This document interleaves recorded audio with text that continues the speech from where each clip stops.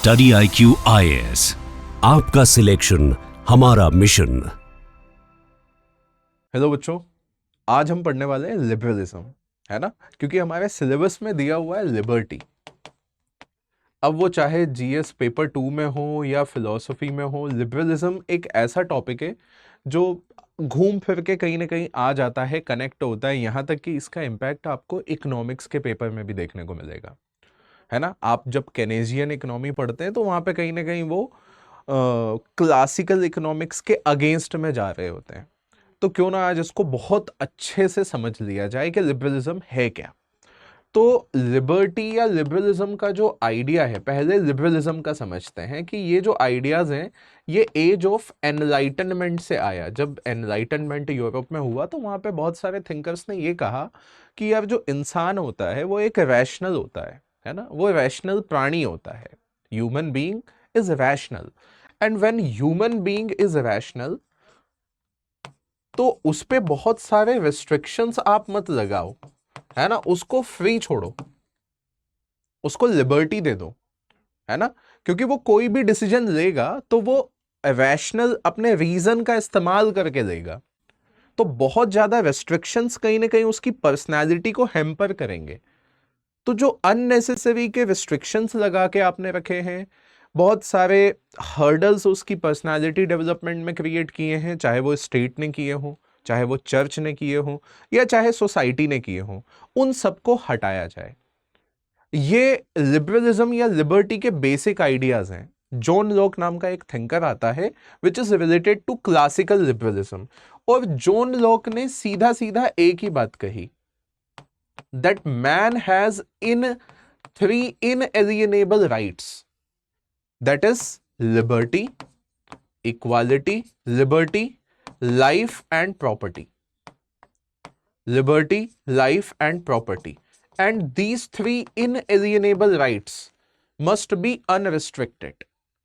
ये उस समय की बात है जब कहीं ना कहीं ऑथोरिटेरियन स्टेट्स होते थे जो इंडिविजुअल फ्रीडम को कर्ब करके रखते थे। तो उस समय जॉन लॉक के आइडियाज रेवोल्यूशनरी कंसीडर किए गए। यहां तक कि ऐसा माना जाता है कि जॉन लॉक के जो आइडियाज थे उन्हीं से इंस्पिरेशन मिली अमेरिकन रेवोल्यूशन को and after that French revolution को, कि यार इंसान के ये जो 3 चीजें हैं, 3 राइट्स हैं, लाइफ, लिबर्टी एंड प्रॉपर्टी, इनमें किसी का हस्तक्षेप नहीं होना चाहिए, वो चाहे स्टेट हो, चाहे वो सोसाइटी हो या कोई और हो। और यहीं से लिबरलिज्म या क्लासिकल लिबरलिज्म का उदय माना जाता है। इसके बाद इसी का यदि हम एक लिबरलिज्म एक बहुत बड़ी अवधारणा है, एक अम्ब्रेला फिलॉसफी है, उसके अंदर यदि उसका आप इकोनॉमिक एस्पेक्ट देखेंगे ना तो उसका इकोनॉमिक एस्पेक्ट आपको क्लासिकल लिबरलिज्म मिल जाएगा या क्लासिकल कैपिटलिज्म मिल जाएगा, जो कि एडम स्मिथ के थॉट्स में आपको देखने को मिलता है, which says the market has invisible hand, जिसमें डिमांड और सप्लाई की वो बात करते हैं। तो आइए आज देखते हैं कि यार बेसिक जो लिबरलिज्म है उसमें क्या क्या चीजें कॉमन होती हैं। तो लिबरलिज्म देखो एक मोनोलिथिक डॉक्ट्रिन नहीं है ना। It is one of the umbrella doctrine which has certain basic principles, या जो इंपॉर्टेंट प्रिंसिपल्स को मानता है उनमें सबसे इंपॉर्टेंट होता है इंडिविजुअल लिबर्टी। ये इंडिविजुअल लिबर्टी को क्यों मानता है? Because rationalism and progress. ये मानता है कि human being is a rational human being. Human being will use reason. जब वो रीजन यूज करेगा तो कुछ गलत नहीं करेगा, ना तो खुद का ना सोसाइटी का। तो क्यों किसी भी प्रकार का हस्तक्षेप आपको करना है? इसी वजह से उसको फ्रीडम दे दी जाए। They believe that people should be free to pursue their own goal without undue interference, और इसी वजह से उसमें किसी भी प्रकार का कोई इंटरफेरेंस नहीं होना चाहिए। इक्वालिटी की भी बात करते हैं, लेकिन ये बोलते हैं कि यार इक्वालिटी जो हो गया वो हो गया। मतलब इक्वालिटी सबको आप इक्वालिटी ऑफ अपॉर्चुनिटी तक दे सकते हो, लेकिन इक्वालिटी ऑफ आउटकम पे नहीं जाएंगे। इनका यह मानना है कि जो इनइक्वालिटी है it is the natural outcome of liberty. आप हर इंसान को फ्रीडम दे दोगे तो अल्टीमेटली जा करके क्या होगा, वो इनइक्वालिटी में कन्वर्ट हो जाएगा। तो बहुत ज्यादा इक्वालिटी पे इनका फोकस नहीं है ना। तो इनका जो सबसे बड़ा फोकस है वो लिबर्टी पे है। In fact most of the liberal thinkers believe that liberty should be given more priority than equality. In fact, they believed that liberty and equality are two conflicting principles. ठीक है, आगे बढ़ते हैं। ये लिमिटेड गवर्नमेंट को support करते हैं। Limited government मतलब गवर्नमेंट ऐसी जैसे कि नाइट वॉचमैन होता है। They supported the notion of night watchman state, एक ऐसा स्टेट जो नाइट वॉचमैन के जैसे बैठा हुआ है, बस घर के बाहर बैठा नहीं होता है नाइट वॉचमैन, आप अंदर जा रहे हो बाहर जा रहे हो, उसको किसी से लेना देना नहीं है। लेकिन कोई अनवांटेड एलिमेंट जब आपके घर में घुसने की कोशिश करता है तो अचानक से वो एक्टिव हो जाता है। इसी प्रकार से स्टेट का भी काम यह है कि government exist to protect right and maintain order, that's it, but should not overreach. इसका इकोनॉमिक एस्पेक्ट जो लिबरलिज्म का है वो है मार्केट इकोनॉमी। ये बोलते हैं कि मार्केट का अपना इनविजिबल हैंड है, उसको फ्री छोड़ दो। Demand and supply will do each and everything. A preference for free market means allocated resources efficiently through the degree of regulation various types and universal rights की बात करते हैं। तो ये एक कॉमन फीचर है across all sorts of liberalism. ठीक है, अब टाइप्स ऑफ लिबरलिज्म हम पढ़ेंगे कि क्या है। उनमें सबसे पहला आएगा क्लासिकल लिबरलिज्म। आगे बढ़ने के पहले एक थोड़ा सा अनाउंसमेंट है कि आज यानी कि 3 फरवरी को ये बैच क्लोज होने वाला है, इसके एडमिशंस क्लोज हो जाएंगे। So you can use SU live code to avail the maximum discount and in this batch new features are added. These are the new features. 5 classes free for essay, मतलब आपका एसे इसी में cover हो जाना है, और 5 ethics enrichment classes as well. तो आप ये ज्वाइन कर सकते हैं। आज ये बैच क्लोज होने वाला है। ठीक है, दूसरी चीज, मुझसे टेलीग्राम पे जुड़ना चाहते हैं तो आप ये लिंक या फिर इसको स्कैन कर लीजिए और आप ज्वाइन कर सकते हैं टेलीग्राम चैनल। आगे बढ़ते हैं, क्लासिकल लिबरलिज्म पे आते हैं। तो जैसा कि मैंने कहा कि जॉन लॉक और एडम स्मिथ के जो थॉट्स थे उन्होंने क्लासिकल लिबरलिज्म को फेवर किया और ये 17th 19th सेंचुरी में बहुत फेमस हो गए, which gave rise to the capitalism and revolution. चाहे वो अमेरिकन रेवोल्यूशन हो, चाहे वो फ्रेंच रेवोल्यूशन हो, या चाहे इंडस्ट्रियल रेवोल्यूशन हो। जॉन लॉक, ठीक है, Adam Smith, Stuart Mill, John Stuart Mill, क्या क्या इनके नोशंस थे, किस चीज बात पे इन्होंने फोकस किया? Laissez faire economics, like minimum government interference in the economy, market should be self regulated through the demand and supply. इन्होंने कहा कि डिमांड और सप्लाई के हिसाब से जब मार्केट चलता है तो वहां पे एफिशिएंसी आती है, रिसोर्सेस का यूटिलाइजेशन एफिशिएंट होता है। वेल्थ डिस्ट्रीब्यूशन हो ना हो ये डिपेंड करता है कि इंडिविजुअल कितने एफर्ट लगा रहा है, कितना इनोवेटिव है। तो यहां पे innovation, wealth creation, progress and freedom, तीनों चीजों का कॉम्बिनेशन सिर्फ आपको मार्केट इकोनॉमी में मिलेगा। मार्केट को फॉलो कीजिए, ठीक है, क्योंकि मार्केट इनविजिबल हैंड है, वो सब करता रहेगा और ये काफी सक्सेसफुल भी रहा। 1928 तक यही आइडियाज चले हैं। ग्रेट डिप्रेशन, बताऊंगा ग्रेट डिप्रेशन के बाद क्या हुआ। Right now we are not discussing economic aspect, लेकिन इकोनॉमिक्स में एडम स्मिथ के थॉट थे कि economy will work on full employment level, जब हम डिमांड एंड सप्लाई के हिसाब से उसको सेल्फ रेगुलेटिंग मोड पे छोड़ देते हैं, ठीक है। लेकिन ग्रेट डिप्रेशन में वो सारी चीजें फेल कर गई। फिर आती है Keynesian economy that we will discuss, ठीक है। तो पहली चीज तो ये हो गई। फिर नेगेटिव लिबर्टी का नोशन। नेगेटिव लिबर्टी और पॉजिटिव लिबर्टी, लिबर्टी के 2 नोशंस होते हैं, ठीक है। मतलब इसके पीछे नेगेटिव कुछ भी नहीं है। नेगेटिव सिर्फ इस वजह से लिखा है कि एब्सेंस ऑफ रेस्ट्रिक्शंस, ठीक है। वहां पे स्टेट सारे रेस्ट्रिक्शंस को हटा देगा।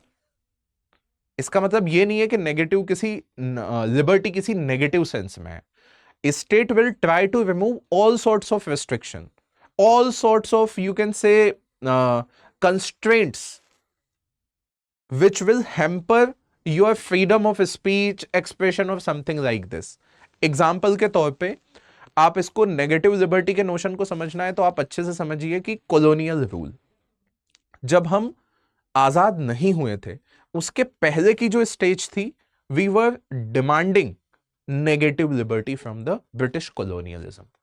जैसे ही वो हमें मिला, क्योंकि British colonialism was considered as one of the restriction on Indian people, तो उसको हटा दिया। तो इस प्रकार से रेस्ट्रिक्शन हटाने को बोलते हैं negative liberty. Limited role of the state, जैसा कि मैंने कहा कि लिबरलिज्म का एक ही फंडा है कि स्टेट का काम होना चाहिए कि मार्केट के हिसाब से छोड़ते, सेल्फ रेगुलेशन चले, आप सिर्फ लॉ एंड ऑर्डर मेंटेन करने पे ध्यान दो, नाइट वॉचमैन स्टेट पे ध्यान दो। इन्होंने एक स्टेटमेंट भी दिया था कि that government is best, that government is best which governs the least, which governs the least। वो गवर्नमेंट सबसे अच्छी गवर्नमेंट होती है जो गवर्न करती ही नहीं है या लीस्ट गवर्न करती है। अच्छा, इसी का एक्सट्रीम वर्जन होता है एनार्की, एनार्किज्म। वो बोलते हैं कि that government is best which govern not at all, जो गवर्न ही नहीं करती है। यहां पे कॉन्सेप्ट आ गया विच गवर्न्स द लीस्ट। या फिर इन्होंने यह भी कहा कि state is necessary evil. State जो है वो क्या है, इविल है लेकिन नेसेसरी है, हमें रखना पड़ेगा उसको। तो ये स्टेट के एबोलिशन की बात तो नहीं करते हैं, लेकिन ये बात करते हैं कि यार स्टेट जो है वो इविल है, तो उसको जितनी ज्यादा हम पावर देंगे उतना ही गड़बड़ हो जाएगा लिबर्टी के लिए। मेन एम्फेसिस लिबरलिज्म का लिबर्टी। लिबर्टी भी कौन सी, ऑलमोस्ट एब्सोल्यूट लिबर्टी। मैंने ऑलमोस्ट क्यों कहा, क्योंकि absolute liberty will leads to anarchy, तो हम उस पे नहीं जा रहे हैं। ये एक्सेप्ट करते हैं मिनिमम स्टेट को, लीस्ट गवर्नड स्टेट को, लेकिन हां वेलफेयर स्टेट को एक्सेप्ट नहीं करते हैं। इस चीज का भी हमें ध्यान रखना पड़ेगा, ठीक है। State is necessary evil. आगे बढ़ते हैं और फोकस किस पे है, इंडिविजुअलिज्म पे, कलेक्टिविज्म पे फोकस नहीं है। ये क्लासिकल लिबरलिज्म के कुछ पहचानने के तरीके हैं और ये चला, सक्सेसफुल भी रहा।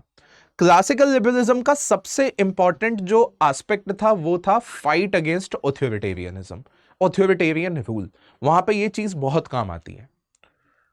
इसके इकोनॉमिक एस्पेक्ट यदि हम थोड़ा सा देखें तो वहां पे आके थोड़ी सी चीजें गड़बड़ हो जाती हैं, ठीक है, क्योंकि ये एकदम अनइंटरप्टेड कैपिटलिज्म को सपोर्ट करता था।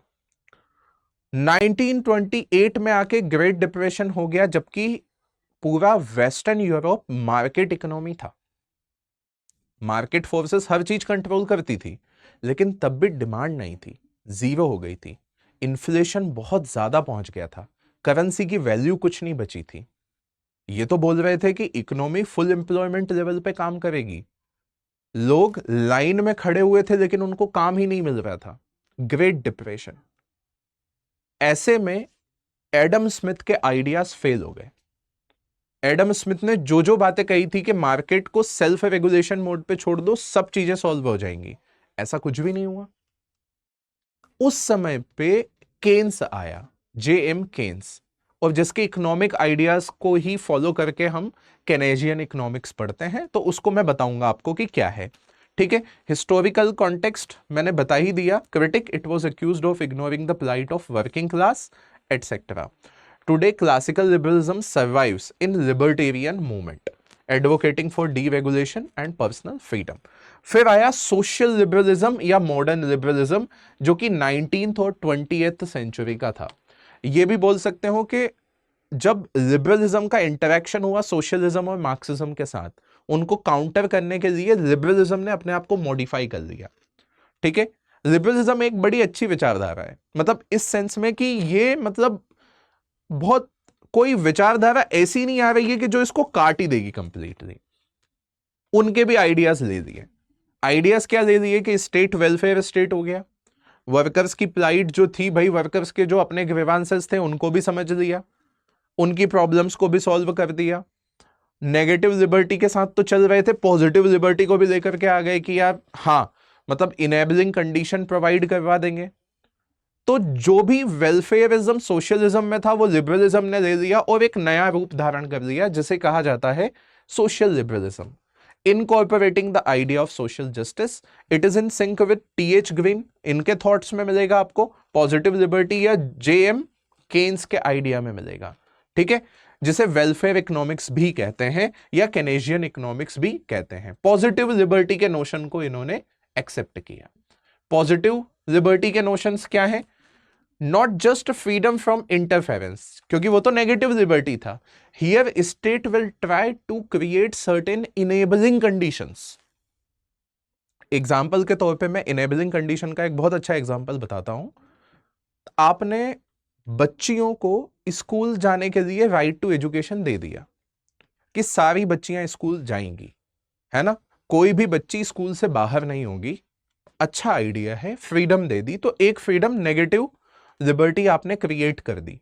नेगेटिव नोशन पे मत जाइए, लेकिन उसको नेगेटिव लिबर्टी कहेंगे कि राइट दे दिया आपने, equal opportunity for every girl child. क्या सारी बच्चियां स्कूल जा पा रही हैं? नहीं। क्यों? स्कूल में सेपरेट वॉशरूम नहीं है बच्चियों के लिए, कैसे जाएंगी? अब आपको क्या करना पड़ेगा? इनेबलिंग कंडीशन क्रिएट करनी पड़ेगी। इनेबलिंग कंडीशन में क्या होगा? Separate washroom for girl child.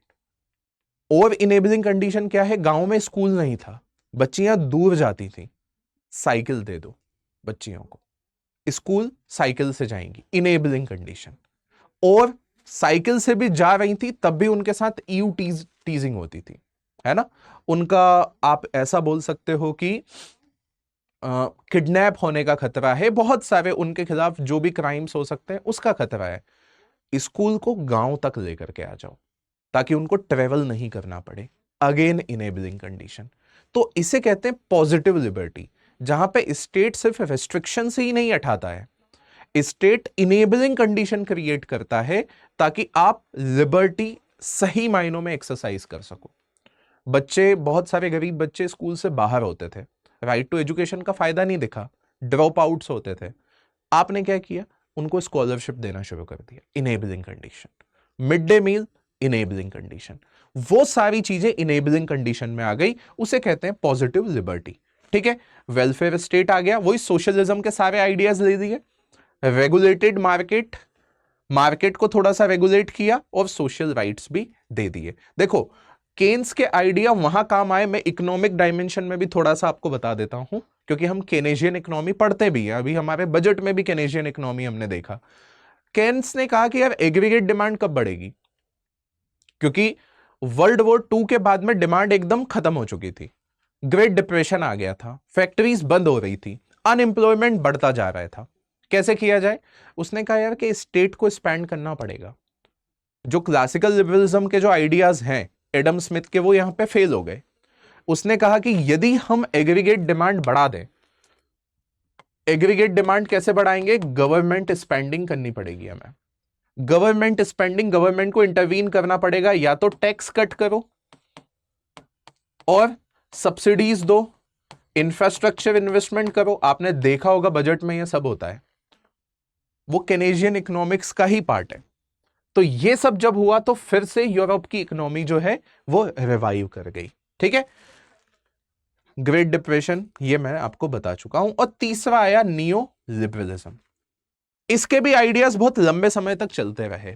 Keynes के आइडिया साथ साथ कुछ कंट्रीज क्लासिकल इकोनॉमिक्स पे भी फॉलो करती रही और ये चलता रहा, लेकिन ज्यादातर कंट्रीज ने केनेजियन इकोनॉमिक्स के जो आइडियाज थे उनको एक्सेप्ट कर लिया और उनके साथ आगे बढ़ती चली गई। तो दुनिया की ज्यादातर कंट्रीज जो थी, even socialist one, they also converted into Keynesian या सोशल लिबरलिज्म टाइप की कंट्री वो बन गई। अब एक और टाइम आया 1980s तक आते आते, एक ऐसी इकोनॉमी में सिचुएशन पैदा हो गई जिसे हम कहते हैं स्टैगफ्लेशन। आपने सुना होगा ये वर्ड आपने, तो इकोनॉमिक्स में हम सुनते हैं स्टैग मतलब स्टैगफ्लेशन, और स्टैगनेशन, है ना, स्टैगफ्लेशन नहीं, stagnation and inflation. Stagnation and inflation. मतलब इकोनॉमी में स्टैग्नेशन भी है और इन्फ्लेशन भी है, और ये एक बहुत गंदी सिचुएशन होती है इकोनॉमी के लिए। डिलेमा होता है, पॉलिसी पैरालिसिस हो जाता है, डिसाइड नहीं कर पाते हैं, क्योंकि इन्फ्लेशन कंट्रोल करने जाओगे तो स्टेग्नेशन और ज्यादा बढ़ जाएगा, और स्टेग्नेशन में जाओगे, एग्रीगेट डिमांड बढ़ाने जाओगे तो इन्फ्लेशन और ज्यादा बढ़ेगा, केनेजियन इकोनॉमिक्स भी फेल हो गई। इस केस में यहां पे कुछ और नए आइडियाज आए और उन्हें नियो लिबरलिज्म कहते हैं, जो कि 1980s के बाद में ये है ना, neoliberalism revives the classical ideas but adopt to the globalization. इसमें इंपॉर्टेंट थिंकर्स कौन है? फ्रेडरिक हाइक, ठीक है, मिल्टन फ्रीडमैन, ये दो सबसे इंपॉर्टेंट कैरेक्टर है इसमें। मार्केट फंडामेंटलिज्म, वही मार्केट को, क्योंकि लिबरलिज्म ही नहीं है ना, तो यहां पे प्राइवेटाइजेशन की बात की, लेकिन सबसे important deregulation and globalisation and austerity policies. जो स्टेट स्पेंड कर रहा था केनेजियन इकोनॉमी में, उसको कम करना पड़ेगा। Privatise fiscal discipline over stimulus. तो अभी जो हम फॉलो भी करते हैं वो नियो लिबरल आइडियाज हैं। हर बार आपने देखा होगा कि बजट डॉक्यूमेंट के साथ में हमारा fiscal responsibility budget management act भी हम फॉलो करते हैं, वहां पे फिस्कल डेफिसिट कम करने की बात होती है। वो नियो लिबरल आइडियाज ही हैं जो हमारे बजट में रिफ्लेक्ट होते हैं। इसके सूत्रधार कौन थे? Ronald Reagan of United States, Margaret Thatcher, और आपने सुना होगा 1990s में जब हम IMF के पास गए थे तो उन्होंने जो कंडीशंस हम पे लगाई थी कि ये करना है, उसे ही कहते हैं स्ट्रक्चरल एडजस्टमेंट। हमने उसको स्ट्रक्चरल एडजस्टमेंट प्रोग्राम या LPG रिफॉर्म का नाम दिया था, वो इसी को लेकर के है, ठीक है। तो ये लिबरलिज्म के 3 सबसे इंपॉर्टेंट है ना टाइप्स हैं। क्लासिकल लिबरलिज्म इवॉल्व हुआ इनटू सोशल लिबरलिज्म, और फिर क्लासिकल लिबरलिज्म के ही आइडियाज को रिवाइव किया गया under neo liberalism. I hope आपको समझ में आया होगा, ठीक है। और यहां से इसको जब हम इकोनॉमिक्स से जोड़ करके भी देखते हैं, पढ़ते हैं, तो और अच्छे से चीजें समझ में आ जाती, क्योंकि चीजें कोई अलग अलग नहीं है, एक साथ ही चलती हैं, ठीक है। एक बार फिर से मैं आपको बता देता हूं कि आज ये बैच क्लोज होने वाला है, तो आप इसको ज्वाइन कर सकते हैं SU लाइव कोड का इस्तेमाल करके। ये एडिशनल फीचर्स हैं विच आर इंपॉर्टेंट। आपको ऐसे की क्लास करने की जरूरत ही नहीं होगी, इसी में कंप्लीट हो जाएगा, और एथिक्स भी मोर और लेस हम इसमें कंप्लीट कर चुके होंगे।